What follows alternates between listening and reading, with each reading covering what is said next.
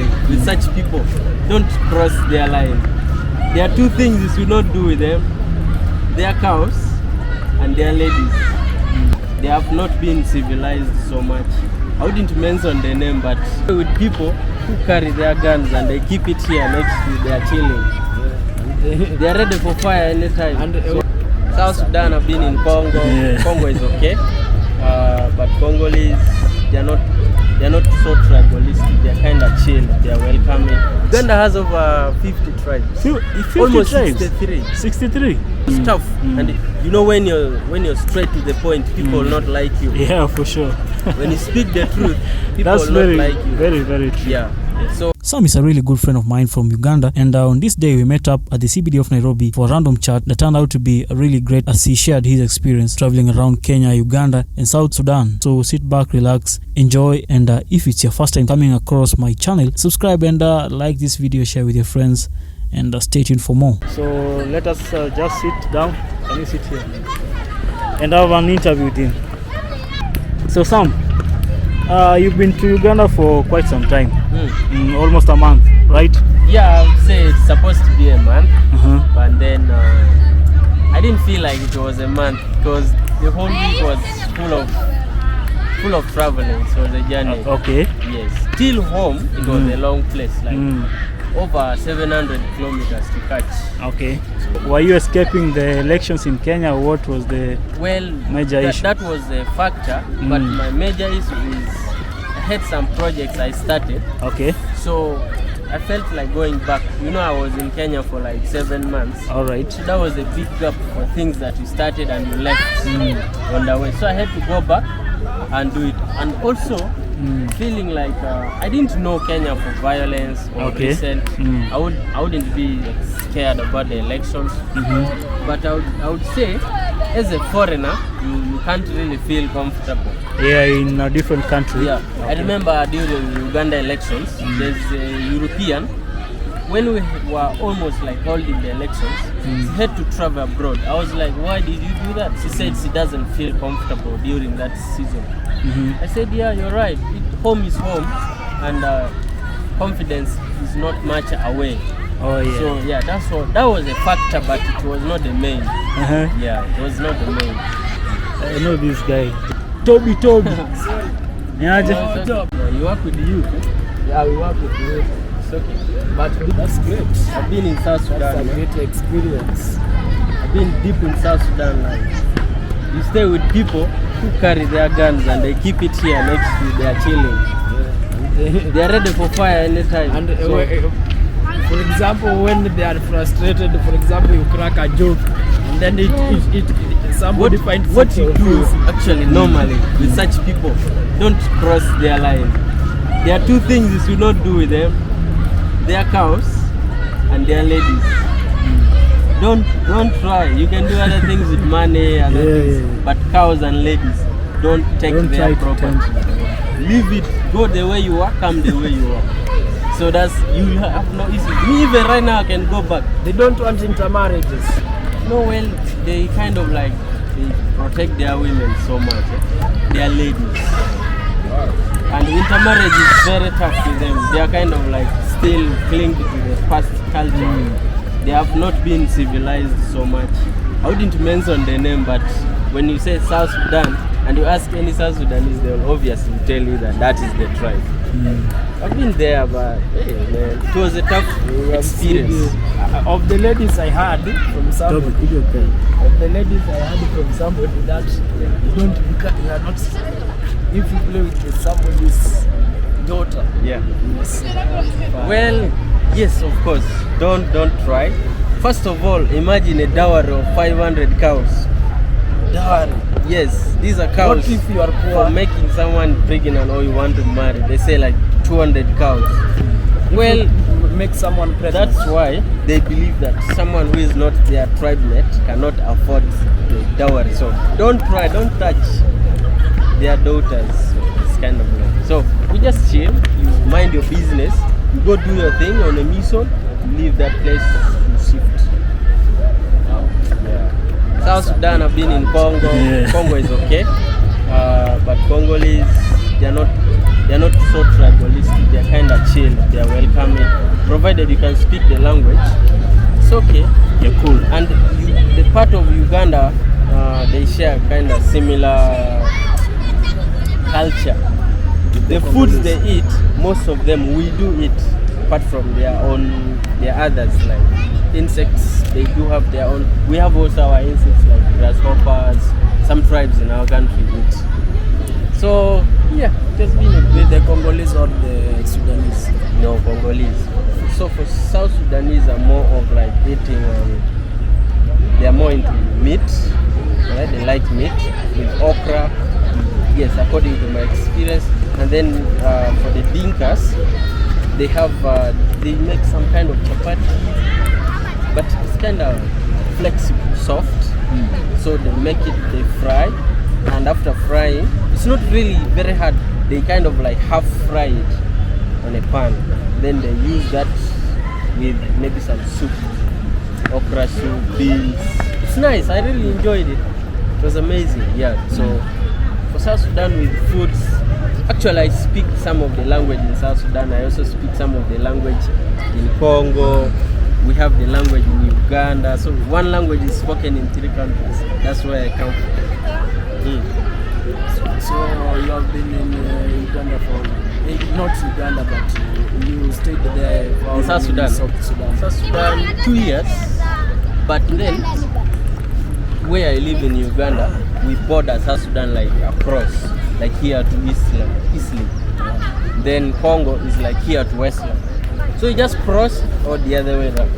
Wow, that's a great. So where I come from is a place with 2 borders. We border 2 countries. It's amazing. Our tribe is being split into 3. Are you near this guy, famous guy, Idi Amin's homestead? Yes. Is he your neighbor? Kind of like we have the same background. Okay. Only his roots are in Congo. He basically, I wouldn't say this, I don't know the history so much. Yeah. But people say his people they migrated to Congo. Eastern Congo. Eastern Congo. Yes, there's a tribe called the Adipu. Yes, So Adipu. Uganda is really wide. Too much. Uganda has over 50 tribes. 50 Almost tribes? 63. 63? Each has its own language. Okay. I thought. So when you go I never there, knew that, by the way. When you go there, you don't find something like national language. What? Everyone is on English. Okay. So Bagandas push their Luganda, Kakwas push theirs, Lugaras, Acholis. By the way, we have most of the tribes in Congo. They are there. And basically, those in Uganda are also part of them in Kenya. Yes, because the Maasais are related with the Karamajongs, the Luos of Kenya. They are there in Uganda, they are there in South Sudan. So we believe that they migrated from there to the coast. Okay. From South Sudan to the coast. Okay. The Bantus are from the Congo Basin. Part of them, I don't know if they came to Kenya, but they are mostly the Bantus are in Uganda. Yes. Okay. Yeah, it's a nice experience. I love traveling, man. So is it true the story that they give the negative narrative of Idi Amin? Is it true the way it is, or your perspective? You see, like because you are a native from there, you know the history. You just what you are. I wouldn't say all those things he really did it. According to when I try to trace that culture, they don't really like it. There's a video. They showed him eating a flesh of a human. Yeah, is it true? But I wouldn't say that culture does it. That's tribe. They don't really eat humans.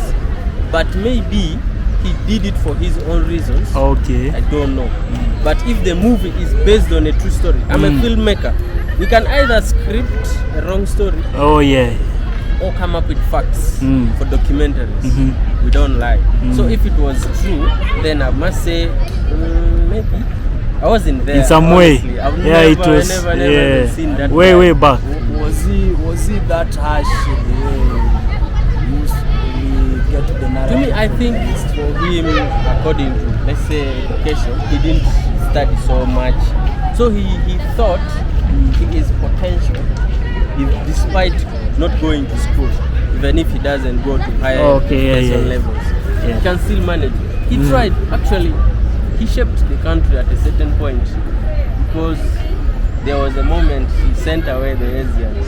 So it was not good to me, but he had his own reasons. There was something those people were doing, you know, so he didn't really like it. So maybe exhausting the country, or maybe corruption, but I didn't know. The story is there. He sent away the Indians, he gave them like 90 days. So within 90 days you have to quit, like exit the country. So those are some of the bad things I know about him. Though he has the good part of it. He did a lot of good things. Well, Idi Amin was very, very strict on colonialists. They didn't want the colonialists to come back and colonize and conquer and rule us again. It was very tough. You know, when he put his orders, the British also listened to him. Yes, because that was it after independence? Yeah, after independence. That's after independence. So why do you have to bring rules that take us back? Yeah, for sure. So he hated it. It was tough, and you know, when you're straight to the point, people will not like you. Yeah, for sure. When you speak the truth, people That's will very, not like you. very, very true. Yeah. So it's unfortunate that he is known for bad things. Yeah, for bad things Yeah. only. He's known for bad things, but I'm not sure now. Okay, let me ask you, Yeah. why do Ugandans like to talk so much English? Is it a part of your culture or English? Yes. For English, I would say it is the constitution Okay. which has made it like mandatory, because if you say Swahili, our Swahili is not pure.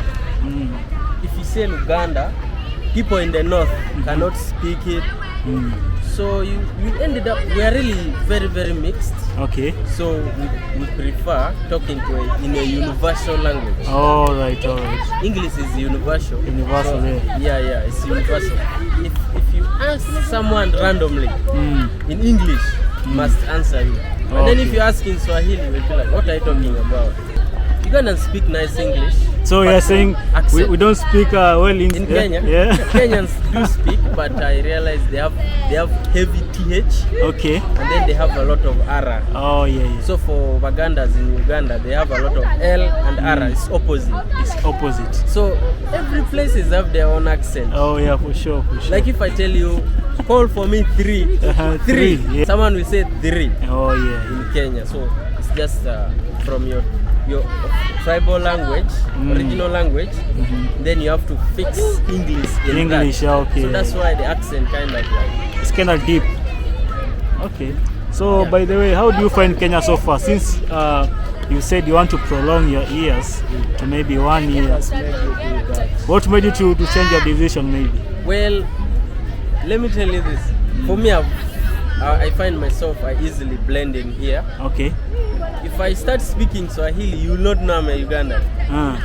Are you Well, sure? I don't, because it's hard to identify a foreigner apart from whites. in Oh, yeah, Kenya. yeah, by the way. Yeah, I That makes understand it. sense. Because Kenyans are kind of mixed from brown to light skinned to black, dark skinned.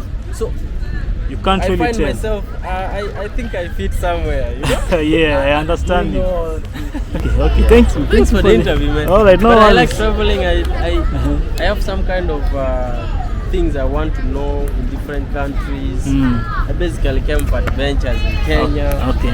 Finding it interesting, so I prolonged